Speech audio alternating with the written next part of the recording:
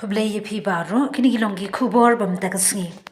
Dr.Celestine Lyngdoh MLE liang persya na umsning constituency kasngi basaw jang kadarbar mangtingka haga jing sedangi ke jingbu jingkali ke sorkar halor ke jingyo jingmentoy jong ginong bishar but Chief Justice bala shongthaid. Dr. Hababu jingkali syaka Dr. Amperin Lyngdoh ka menteri bapet yakatunat kaman yathu kumno ke sorkar kale ke Chief Justice bala shongthaid ki egilat jingmentoy ka ai. Na kaliang ka menteri haba ay jibam ika jingklina o MLA ka umsning baga sarkar ka ay ka secretarial assistance bat ka domestic help allowances. Na kabinta o Chief Justice kalong sanpo hajar tingka shibnay ki judge bat sapo hajar tingka shibnay. Yakiti ki jimuntoy kinong bishar rangba bat nong bishar ka sarkar ka ay ka bay sumar haba pang ka aylon kat kabaday ban ay. Ya ki bala shongthan ne ki brang trey kalong bat ka yat pat hapo ka kindon Meghalaya Medical Attendance Rules 2021 tang haki hospital bala ithu da ka sarkar yathu ka mentri. So VVIP, can the honourable member explain the term VVIP? Very, very important persons. I ask this question because whenever we go to Meghalaya houses, Delhi or Kolkata, we always get the reply from staffs that so and so room are books for retired judges for this and that. So that is why I want to know, do they continue to be as VIP as they are during the service? Honourable Speaker, sir, it is a gesture of the state of government, the government of Meghalaya. We are mandated, sir, to maintain these statuses of. Mr. Speaker, sir. Please continue with your next supplementary. So the next supplementary that I want to ask is, if a judge, question number C, comes to give their service to the Meghalaya High Court with 3 months left for service, if we have to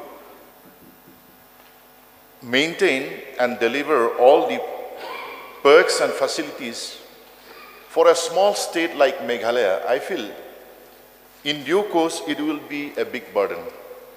Can this House review the facilities provided or maybe set certain conditions as who is entitled the duration of service when they give it to the High Court of Meghalaya?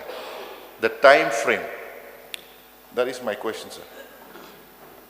Honourable Speaker, sir, all of these facilities accorded to justices and judges of the High Court are mandated by an Act of Parliament, sir. We are committed to these obligations, and further, sir, several Supreme Court judgments have also recommended for these necessary interventions, sir. Yes, but Charles, please. Sir, in the case of the second supplementary raised by the honourable member, Dr. Celestine, may I know then, sir, in the case of a retired justice or a Chief Justice, what is the warrant of precedence vis-a-vis a retired justice and an honourable MLA of the Legislative Assembly? So to give a very correct information on this, I will require notice.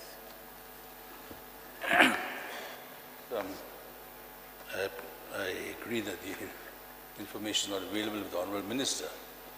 To my knowledge, sir, any retired person cannot, by a warrant of precedence, cannot supersede the seniority or the entitlement above a member of the Legislative Assembly. It has happened in the past to many colleagues of ours in the House that when they go to the Meghalaya houses in different parts of the country, they have been refused accommodation. I mean, they have been shifted to some other accommodation because it has been reserved for the former justice. Perhaps the government would like to look into this and verify whether the warrant of precedence allows that or not. Point noted, Honourable Speaker, sir.